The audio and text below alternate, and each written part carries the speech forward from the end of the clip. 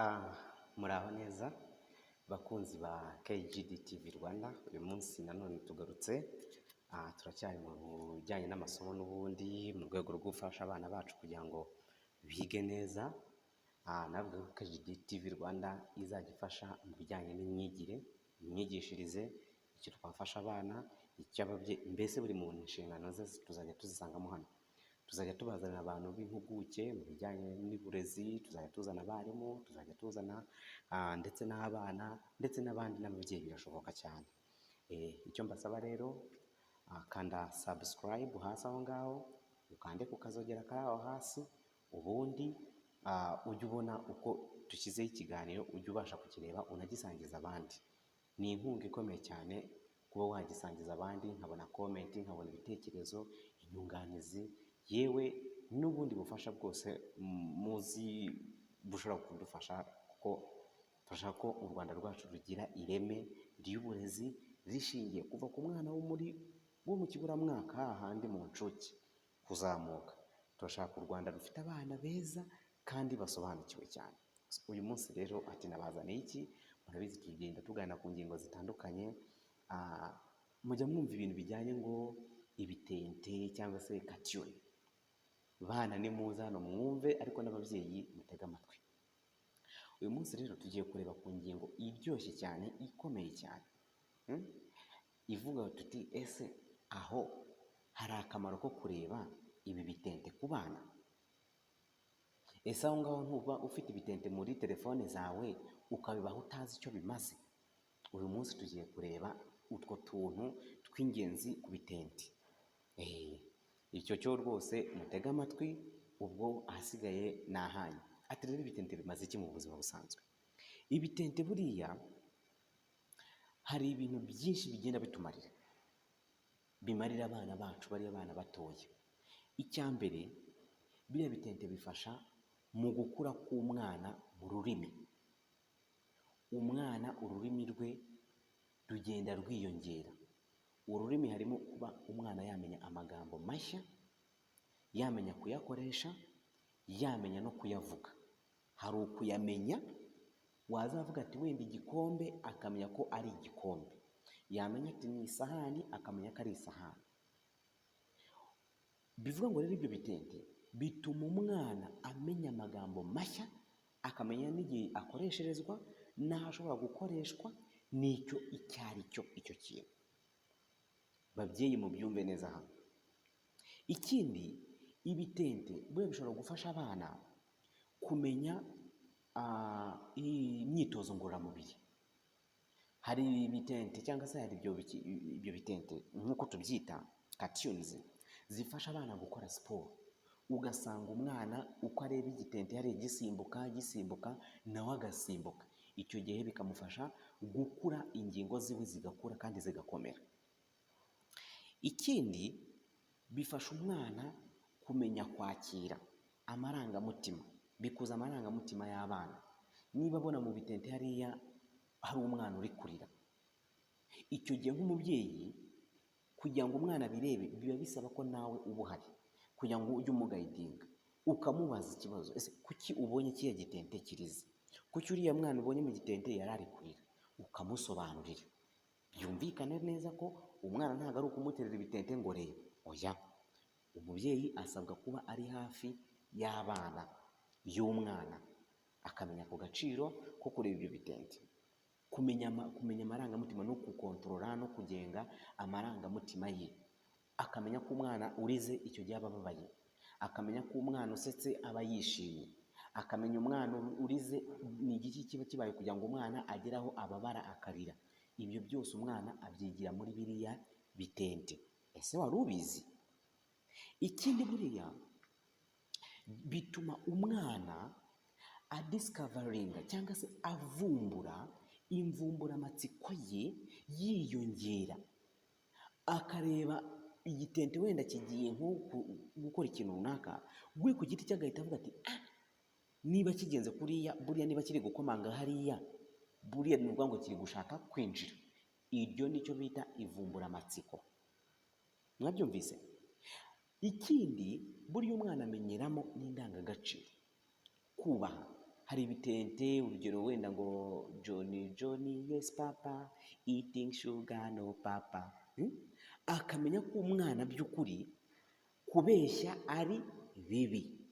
Izo zose ni indangagaciro yigira muri bya bitente. Ashobora no kumenyeramo n'imbyino zitandukanye. Ubu ngubu murabizi neza, hari abantu batunzwe no kuba babyina, hari abantu batunzwe no kuba bamenya utuntu tw'udukorikori nk'utwo ngutwo. Ibyo byose rero umwana ni bya bindi twavuze ngo ivumbura amatsiko. Umwana ashobora kwigiramo kumenya ko agatekereza ikintu akavuga ati iki kintu ubwo agikoze nanjye ashobora kugikora, bikavumbura cyangwa se bikongera bwa buryo umwana ashobora kugira talent, impano ye ikazamuka. Ikindi bamenya, biriya bitente bifasha abana kumenya kuvugisha ukuri. Ninde kubaririmba ngo Johnny Johnny yes papa eating sugar no papa. Umwana amenya ko yigiramo kuvugisha ukuri, kutabeshya. Ikindi buriya gifasha n'abana kumenya kwisanzura. Bituma umwana yisanzura, ugasanga umwana iyo ari kubireba ashobora kuvuga, ashobora gusubiramo twa tugambo, ashobora kugira aba yisanzuye. Mbese ibitente ni byiza cyane. Ikindi rero bishobora gufasha, buriya bitente bishobora kwigisha umwana wawe amasomo y'ingenzi. Mu cyongereza nicyo dushobora kuvuga ngo life lessons. Urugero, muri ibyo bitente umwana ashobora kwigiramo imibare, muri ibyo bitente ashobora kwigiramo inyuguti, muri ibyo bitente ashobora kwigiramo ubukorikori, sibyo? Binyuze muri ibyo bitente. Ariko ibi byose kugira ngo bigire injyana nziza, ni uko umubyeyi usabwa kuba uri iruhande rw'umwana wawe, ukamuba hafi, ukajya umubaza ibibazo bijyanye n'ibyo abona hariya. Ese umwana akoze iki? Umwana bigenze gute? Nicyo nkomeza basaba, witererana umwana, mwicare mwese mubirebe. Niba urugero uvuze ngo bitente, ngo ukwezi, izuba, iki, inyuguti, ibyo byose umwana akabimenya biturutse muri bya bitente. Ikindi bishobora gufasha umwana wawe kuzatsinda amasomo y'ahazaza. Niba urugero amaze kumenya inyuguti, akamenya wenda akazimenya mu buryo buri oro bwo kuvuga, icyo gihe najya ku ishuri akayibona mwarimu ayimwigisha, bizahita bimwibutsa experience yagize yo kubireba, izahita imuza mu mutwe, amenye ko ari ya nyuguti cyangwa se amenye ko ari wa mubare. Bivuga ngo kuba yarabirebye akiri muto bimukundisha kwiga, akazaza ku ishuri yiteguye kwiga. Bivuga ngo ibitente ni ingenzi mu buzima bw'umwana. Ikindi, buriya ibitente bishobora gufasha umwana kugira ubushobozi bwo gukemura ibibazo. Ashobora kureba ibitente, urugero wenda nk'inzovu wenda iguye mu mazi, hanyuma akabona ko hari ikindi, wenda hari iyindi nyamaswa ije igashyiramo urwego igakuramo ya nzovu. Ibyo ni ibitente dusanzwe tuzi. Ubwo ndi kugenda nkoresha ingero z'ibitente abana bakunda kureba. Icyo gihe umwana azamenya ko igihe hari ikintu kiguyemo hasi, adashobora kwituramo hasi ngo yikuremo, ahubwo ko hari ikindi kintu azifashisha mu gukuramo cya kintu cyaguyemo, we ntabe yakirwamo. Ariko urumva muri ubwo buryo ashobora no kwigiramo gufasha abandi. Ibitente burya bishobora gufasha abana kumenya ko gufasha abandi nabyo ari ingenzi. Ikindi, buriya ibitente bifasha umwana kudevelopa cyangwa se kongera imitekerereze y'umwana. Critical thinking ku mwana iriyongera binyuze mu bitente. Mwabyumvise neza ko ibitente ni ingenzi. Ariko icyo nababwira ababyeyi, abana bareba ibyo bitente muri kumwe, ugenda ubabaza ibibazo bigendanye n'ibyo bize n'ibyo babonyemo hariya, gake gake umwana igihe ataramenya kuvuga. Urugero ngewe hari akana gatoya cyane nzi gashobora kugenda kakavuga ngo wenda ngo bim bim bim, akamenya ko iyo ngiyo ari imodoka, yayibona akamenya ko ari bim. Bivuga ngo rero iyo ni critical thinking. Babyeyi rero mureke abana barebe ibitente, ariko mbasaba kubaba iruhande, mbasaba kubaba hafi, mwibatererana. mukunde abana, kuko abo bana batoya zino nshuke dufite uyu munsi nibo Rwanda rw'ejo, niyo generasiyo y'ejo. Abo rero nibiga neza bikurikije amategeko kandi bikurikije ibihe byiza, turizera neza ko u Rwanda rwacu rw'ejo hazaza ruzaba ari rwiza.